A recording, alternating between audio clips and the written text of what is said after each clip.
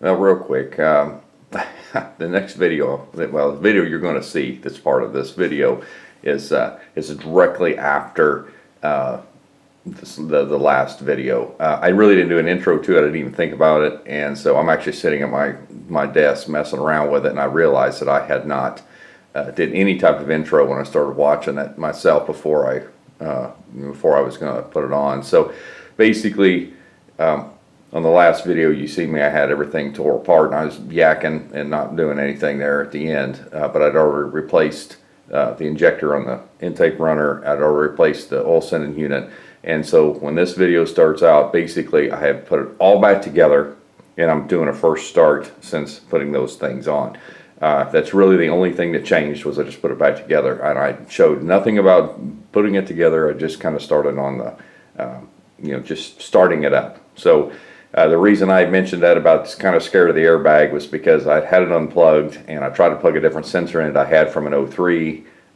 It didn't fit, so I just plugged the old one back in. It was just laying there. It wasn't even really, I mean, it was bolted. I think I only had it in a thread or two. And I'm not scared of airbags, but I am concerned about them. When you unplug them, we'll plug them back in. The batteries unplugged, plug them back in, especially when the system has an obvious problem. So it's not that it was really wrecked hard, it's just the sensor's bad, and I was just, so anyway, that's what that's going into. So from now on, you're kind of caught up. So I'm just going to add this in, and then the next here in a couple of seconds you'll see what I'm talking about.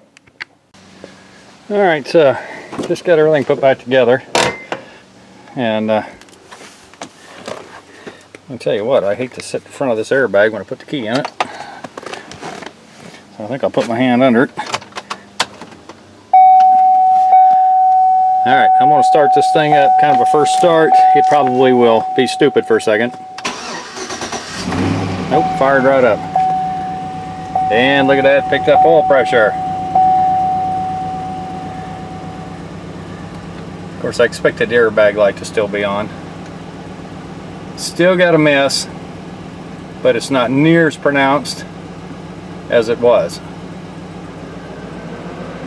The electric fan's just kicked on. Let me see if this thing is on. Maybe that's a problem. See, that's what it did. I couldn't get the fans to kick on at all, and I tried the air conditioner and it didn't do anything. It just flashed its light and then didn't come on.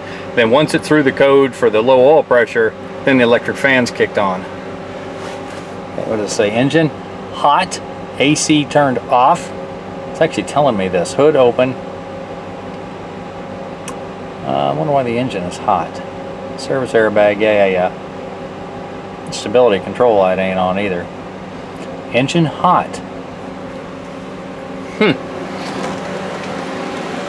gonna roll this window down. I learned a lesson a long time ago. Don't ever, when you've only got one key, don't shut it off.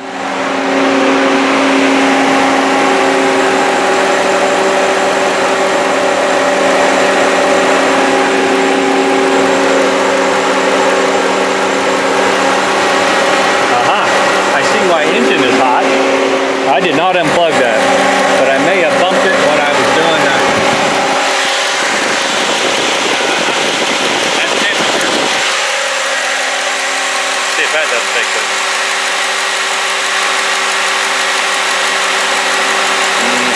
Fans are still not off.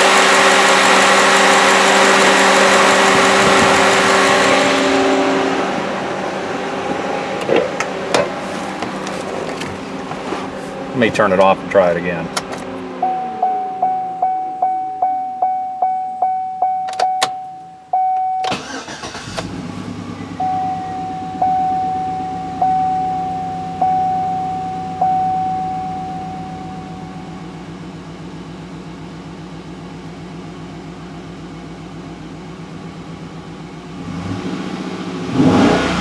Still got a miss. I had a bad feeling that it was, this was kind of a waste of time.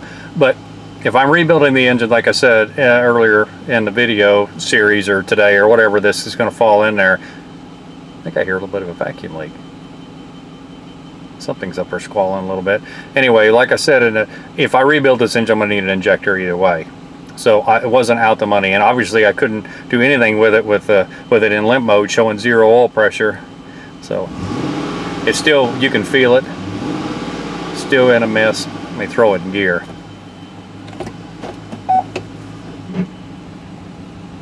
Yeah, it's got a shake to it.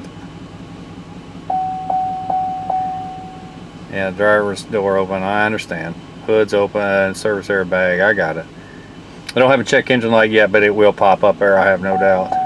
Well, stability control, check engine. Yep, see, this is a problem. I knew it.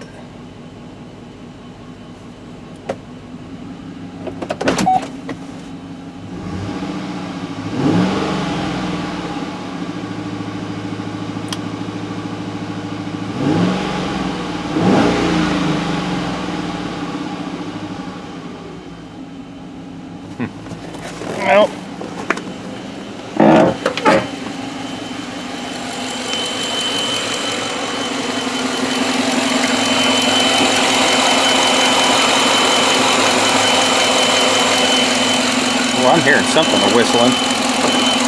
Oh, I know what it is. I forgot to hook that up. That'll cause a check engine light too. Hang on a minute. I replaced that hose, that one that was broke in the back. You can kind of see it back there. It's got the shiny spot, and I replaced that with actually a piece of hose off a Gen 3 intake I had laying around. So I still feel the mist, but like I said, it's not near as pronounced as it was. I still smell burning cat. It's probably going to have to burn the rest of that oil out of it, because I'm telling you, it was, or the gas, because boy, it was running really bad before. Oh, the check engine light went out too, because I put it, stopped that vacuum. I could hear a whistle. I knew something was wrong. Still feel the mist though.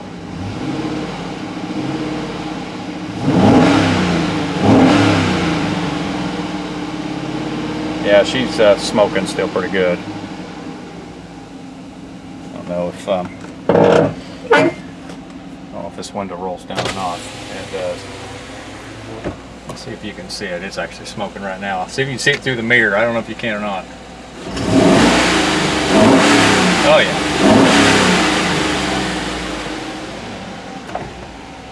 So, like I said, I knew it was a roll of the dice, but this is going to need done anyway. Worst case scenario, even if I find a used engine that is basically complete, if it happens to have a problem with one of the injectors or anything like that, I'm only out 60 bucks. You know what I'm saying? It wasn't like I dropped, you know, $500 into experimenting. And that's sometimes what you have to do, even though, you know, it was, I kind of knew what was wrong with it. I don't always, you know, you have to, that's what, when I first started, it's like, okay, well, it's got, obviously got a miss. It's telling me, the check engine light was telling me it was #1 cylinder, so I knew where to go. And like I told you before, I changed the plug, it didn't fix it. I changed the wire because it broke when I took it off the second time, that didn't fix it. So I changed the coil, and that didn't fix it. So when I put the old coil back on, put that plug wire on, stuck a plug on it, and then started it up, it was firing fine. So that tells you right there that it's not a plug or electrical issue. It's obviously something else.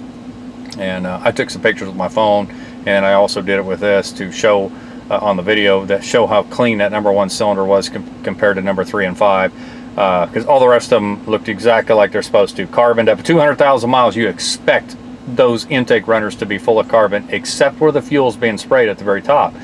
And this one was clean all but one little spot, so that told you that it was you know, puking raw gas out of it. So you know, besides burning the gas out that was in the exhaust system, if there's any gasoline in the oil, that DOD system doesn't like to work right, and it causes it to smoke through. Usually it does it when you're driving, but that was my experience with them, is that they do consume oil. And yeah, this thing is smoking pretty good still. I'm going to let it sit here though and heat up. I want a complete heat cycle. I want the fans to kick on. I want to make sure that there's no other codes come up. I see the flashing one, and I do have a code reader that'll do just the engine codes. My buddy's at work who has my code reader, and so I'll just have to get from him tomorrow if I need to read anything else. The stability control give me a code. I took a picture with my phone the other day, so I need to run it to find out.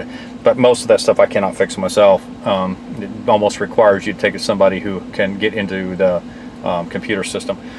So anyway, I'm going to order a airbag sensor and most likely start looking into a rebuild kit for this. And I don't know where this where another video is going to fall into this or not, but I will keep you all posted on this like I haven't done some of the other stuff, and we'll get into a lot further in depth when I pull this apart and pull it out. I'm going to try to show you a lot more because this is my first Gen 4. Like I said, I know it's not 180 out like working on the Nissan, for instance. It's not 180 out from everything, but it is different. So anyway, see you later.